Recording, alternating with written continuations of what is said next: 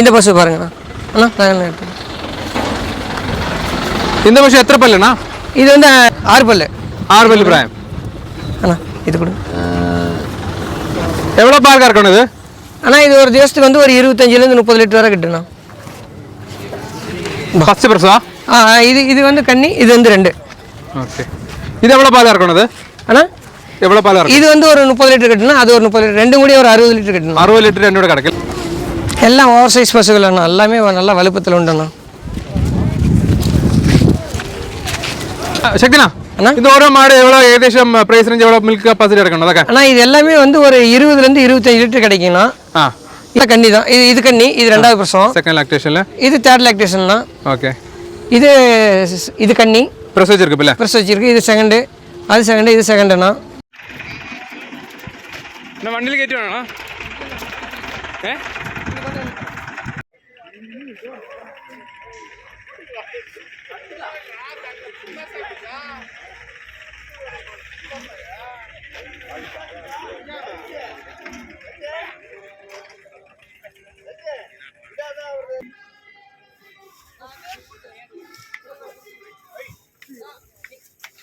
அண்ணா வணக்கம்ண்ணா. அண்ணா வணக்கம்ண்ணா. எப்படி இருக்குண்ணா? நல்லா இருக்குண்ணா.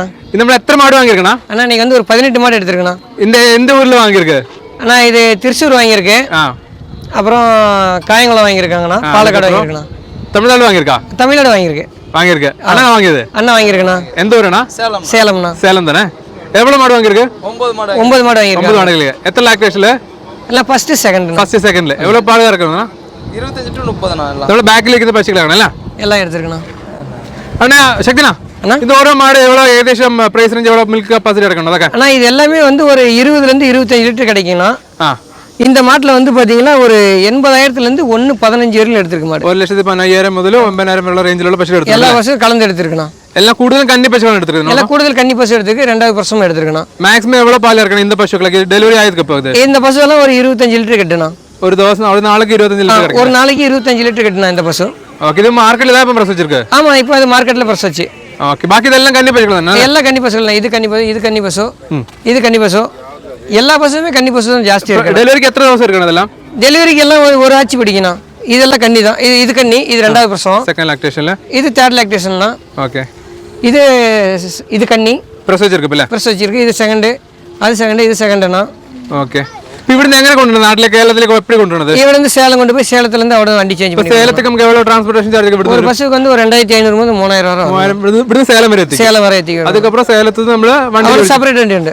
കിലോമീറ്റർ ചാർജ് വരും. കിലോമീറ്റർ ചാർജ് വരണം. 3 பஸ்ஸுகளுக்கு எவ்வளவு சார்ஜ் வருது? 3 பஸ்ஸுக்கு வந்து கிலோமீட்டருக்கு 15 ரூபாய் வரணும். ஒன் சைடுனா அப் அண்ட் டவுன் 30 ரூபாய் வரும். 30 ரூபாய் வரணும். ஓகேண்ணா. இந்த பஸ் பாருங்கண்ணா. அண்ணா நான் எடுத்து. இந்த பஸ் எத்தனை பல்லுண்ணா? இது வந்து 6 பல்லு.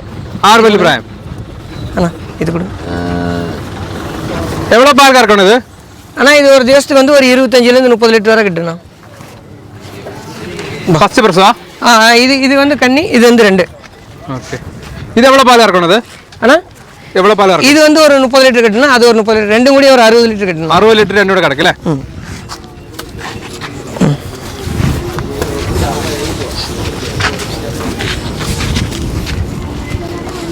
எல்லாம் ஓவர் சைஸ் பசுகள் அண்ணா, எல்லாமே நல்லா வலுப்பத்தில் உண்டுண்ணா.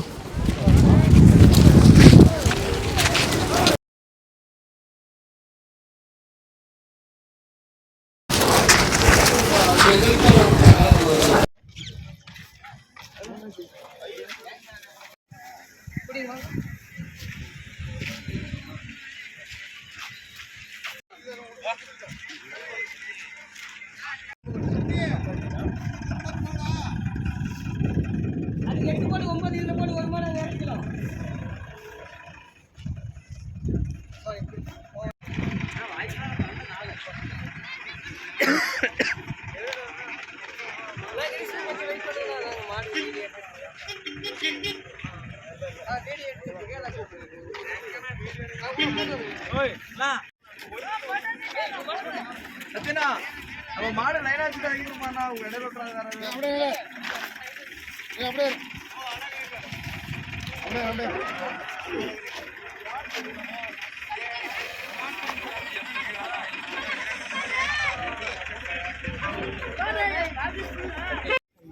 நம்பர் சொல்லுங்க. நான் எறும்பு மாடு விற்பனையாளரே கிடையாது. நம்ம வீடியோ போடுறவங்க அவங்க நம்பர் எந்த நம்பர் பாருங்க. Hey,